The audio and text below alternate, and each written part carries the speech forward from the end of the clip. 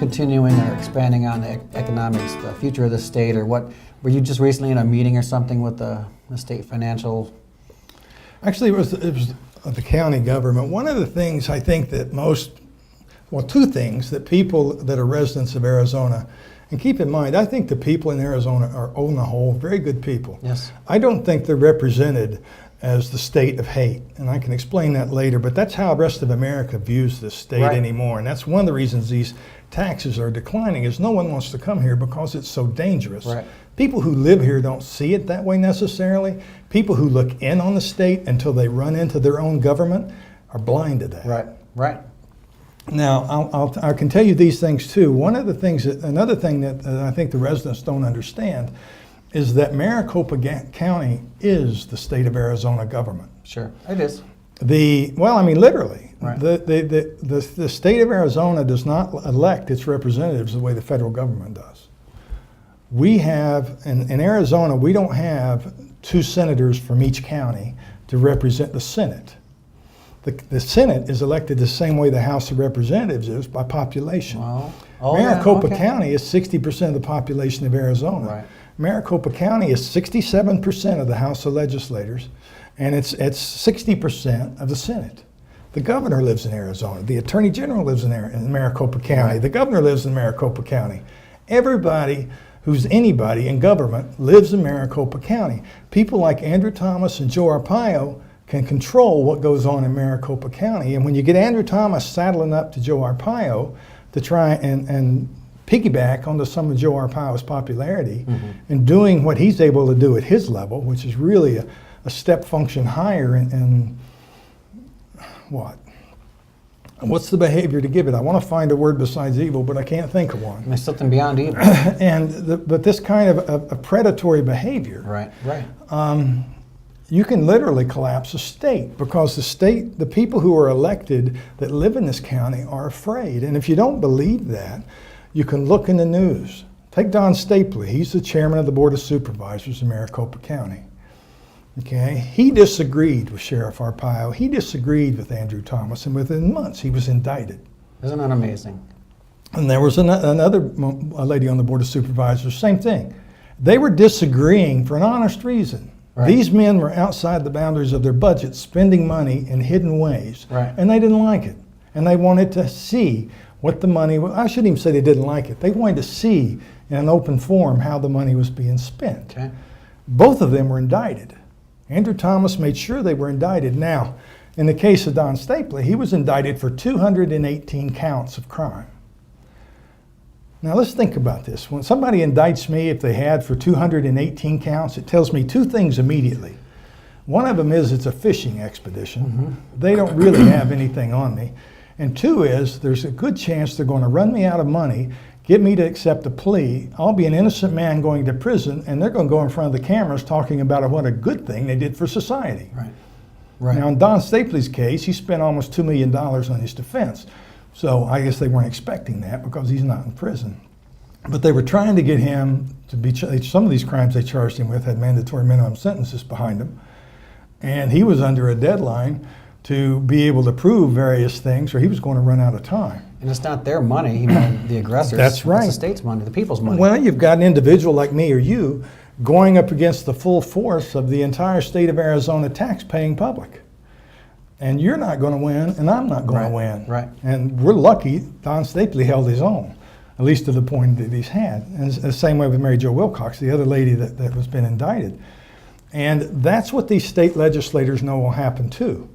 If they disagree, if they come out public like I'm talking to you and say these things, they will be investigated in the media. Soon.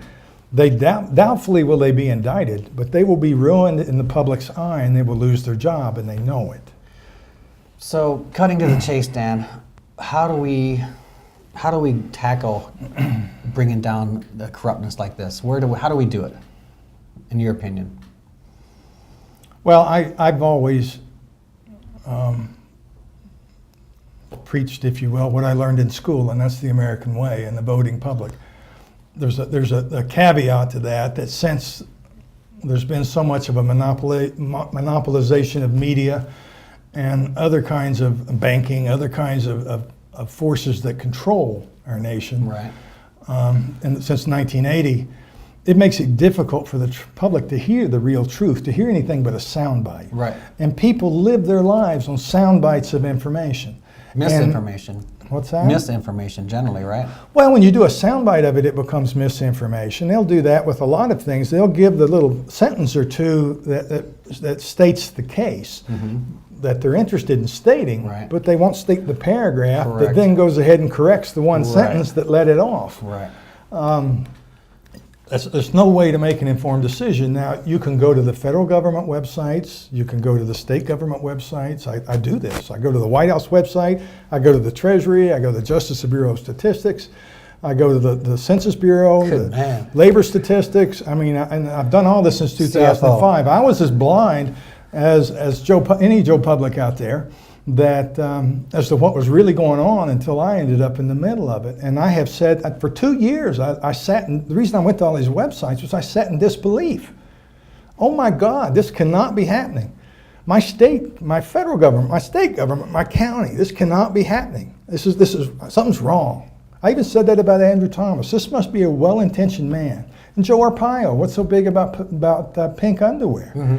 Pink underwear is at least of it in Tent City Jail. You got hantavirus, you got West Nile virus, hantavirus from the millions of mice that are there. Yeah. You got West Nile virus from the mosquitoes that are there. You get lung infections, and my respiratory system is still damaged from one of these. From the pigeon feces, it's all over the place, and I mean, there's hundreds of pigeons in there. Under the bridge and everything. Well, on the tent. Oh, on the tents I mean, too. there's 50 pigeons on each tent, just waiting because you got to eat outdoors, and they're just waiting for people to go back in the tent out of the sun. Yeah, that's funny. And then they all flock down to eat. That's They're funny. pigeons. Yeah. But pigeon feces can be deadly if you get it in enough your air in your density. lungs, yeah. And then there's chemicals in the soil. There's urine in the soil. There's feces in the soil from the way they clear the bathrooms and clean the bathrooms and just push everything out into the soil. And the whole thing is built on the landfill. It's hard to say what's below that. So when you go in and as to what the possible damage is that it's done to so many people, you know, I hesitate to even think about it. I do know this. One of the surveillance officers I talked to in private, and he's retired now, so I can say this.